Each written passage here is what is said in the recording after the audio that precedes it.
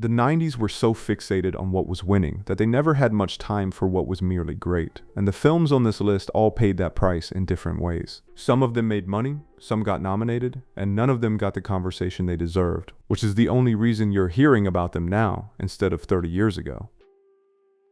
When Anjelica Huston was too terrified to commit to the Grifters, her agent Sue Mengers gave her one of the most direct pieces of career advice ever recorded. She told her that if Stephen Frears wanted her to shit in the corner, then that was exactly what she had to do. Roy Dillon is a small-time con man, caught between his estranged mother Lily and his girlfriend Myra, both of them operating at different levels of the same food chain. And Frears shoots their dynamic as a document of people so committed to surviving that they have forgotten what they were originally trying to preserve. The screenwriter Donald Westlake turned the job down initially, calling the ending too gloomy for any audience to stomach. Frears convinced him by reframing the story as a positive account of Lily's will to survive, which is technically accurate and also one of the most disturbing ways to describe a maternal relationship ever committed to film. What Frears understood that most crime directors miss is that the con isn't the point. The con is just the language these people speak because they have no other one. And every scene is really about what happens when people who are very good at deceiving strangers turn that skill on each other.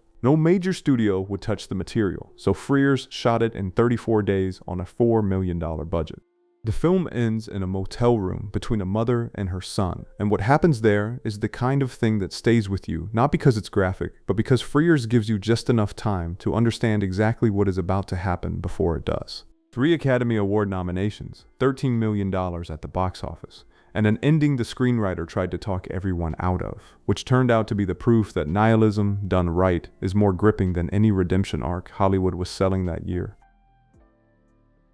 Al Pacino took $1.5 million to appear in Glengarry Glen Ross, when his standard rate was $6 million. And Jack Lemmon, Ed Harris, Alan Arkin, and Kevin Spacey followed suit, not because the money was good, but because David Mamet's script was the kind of material that serious actors treat less like a job and more like an obligation. The film is 2 days in the lives of 4 real estate salesmen facing a brutal ultimatum, and Mamet turns a single rain-soaked office into a pressure cooker where every conversation is a negotiation, every silence is a tell, and losing a sale feels genuinely life-threatening in a way that no amount of corporate drama since has managed to replicate. Because everyone was working for a fraction of their normal fees, the cast treated the set like a Broadway stage, spending 3 full weeks in rehearsal before a single camera rolled. And the result was a film where actors regularly finished 6-page scenes in a single take because they had already lived inside those scenes long enough to stop performing them. Alec Baldwin was paid $250,000 for 2 days of work to deliver the Always Be closing speech, a scene Mamet wrote as a takedown of sales culture, and it is now used as genuine motivational training in real-world sales seminars. Mamet has been asked about this, and his response has been consistent and unprintable. The film ends with Jack Lemmon's Shelley Levine sitting across from a detective, and the moment he realizes he has destroyed himself is one of the great acting moments of the decade. A man watching the last con he will ever run collapse in real time while Lemmon plays every stage of that realization simultaneously in about 4 seconds of screen time. The film grossed $10.7 million domestically, and the 2 producers ended up in a decade-long legal battle over the credits. And the movie about men who will do anything to avoid being called a loser was filed as a loss within weeks of release.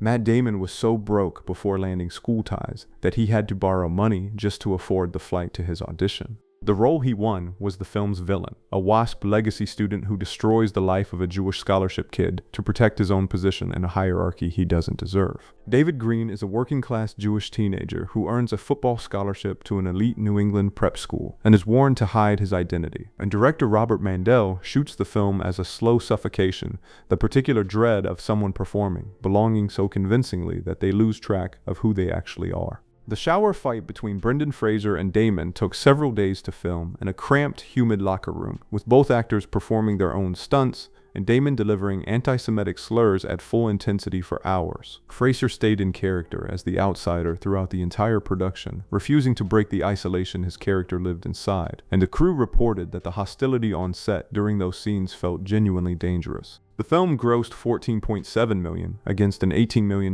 budget. Paramount had no idea how to market a football movie that was actually about religious prejudice, and it was declared a failure within weeks of release. It was also during this production in Massachusetts that Damon and Ben Affleck, both invisible hired hands on a studio film that didn't know what it had, started talking about writing something themselves, which eventually became Good Will Hunting.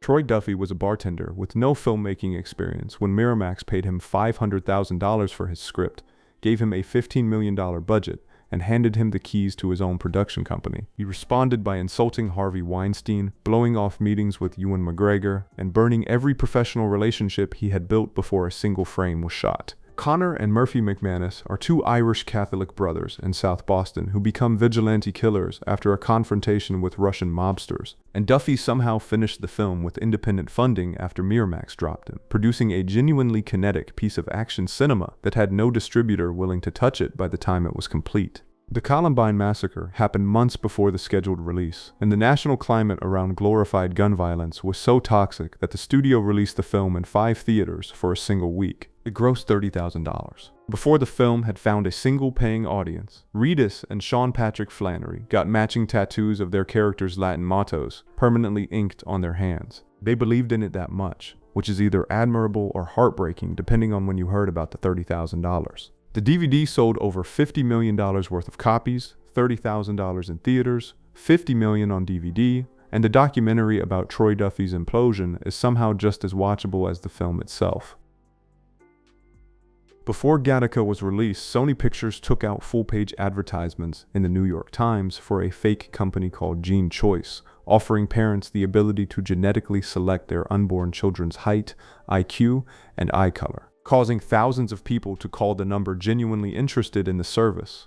Vincent Freeman is an invalid in a society divided by genetic status, consigned to a life of menial labor because of his natural conception, and he borrows the identity of a genetically superior man to pursue a place on a mission to Saturn's moon. Every day he sheds skin cells, swaps blood samples, and stays invisible inside a system designed to catch exactly what he is. Jude Law refused a stunt double for the scene where his paralyzed character drags himself up a spiral staircase using only his arms, and performed it repeatedly until the physical exhaustion was real. Director Andrew Niccol built the entire film's visual language around the gap between what the system measures and what it misses, and that tension is so precisely constructed that the film has spent nearly 30 years being taught in biology and ethics classes as a framework for thinking about genetic discrimination. The film opened at number 5 in its opening weekend, directly behind I Know What You Did Last Summer, on a $36 million budget that returned $12.5 million domestically. Sony's fake eugenics ad got thousands of people to call a number asking how to genetically engineer their children, which is either proof the marketing worked or proof the film's premise was never science fiction to begin with.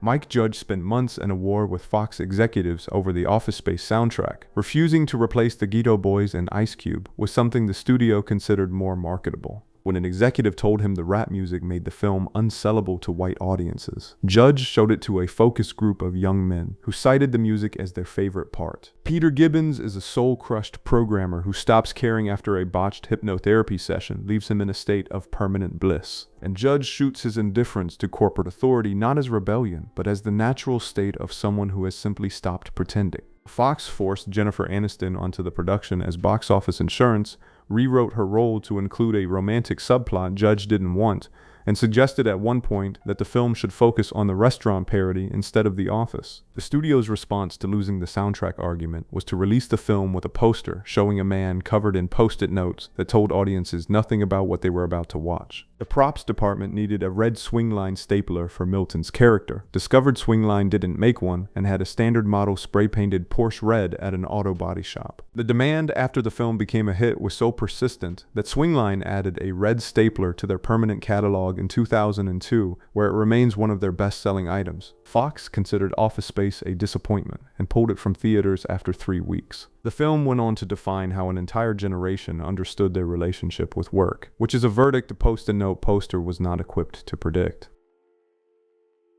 Before Patton Oswalt was a household name, he spent most of down Periscope shoved into a corner of the radio room, invisible to the lighting crew and ignored by Kelsey Grammer and Bruce Dern, who were too focused on their own performances to notice that one of the funniest people on the set was sitting inches away. Lieutenant Commander Tom Dodge is a brilliant but unconventional naval officer given a rusted World War II submarine and a crew of misfits as a final test of his fitness to command. And the film was shot on a real one, the USS Pampanito, a National Historic Landmark that earned 6 battle stars in the Pacific and cost the production $200,000 just to make safe enough to film inside. The film's subplot about the first female officer on a submarine was a genuine point of contention with the US Navy during production because at the time, women were strictly prohibited from submarine service.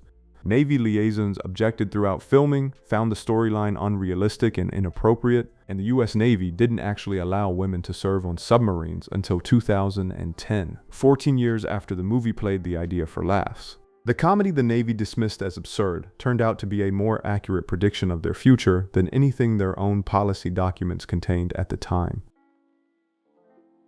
2 weeks into filming Ravenous in the Czech Republic, the original director was fired by Fox for wanting to make a serious film when the studio wanted a slasher movie. The replacement they hired was the director of Home Alone 3, at which point Robert Carlyle called his friend Antonia Bird and begged her to fly to the set immediately. She arrived with 1 week of preparation time, inheriting a fractured crew and a script she hadn't written. Captain John Boyd is a coward exiled to a remote mountain outpost, who discovers that a stranger claiming to be a cannibal survivor is actually a predator who believes consuming others makes you stronger. Carlyle and Guy Pearce fired the stunt team during the climactic fight because the choreography felt too safe. They told Bird they wanted it to look sore and painful and did it themselves in the mud, actually hitting each other. Which is why the final encounter between 2 men who cannot die feels less like a movie fight and more like something genuinely desperate. The last shot is a general arriving at the deserted fort, walking into the kitchen and tasting a pot of stew left behind by the cannibals. He smiles, and the banjo score rolls over the credits, which is either the darkest joke of the decade or the most accurate summary of American expansionism ever put on film.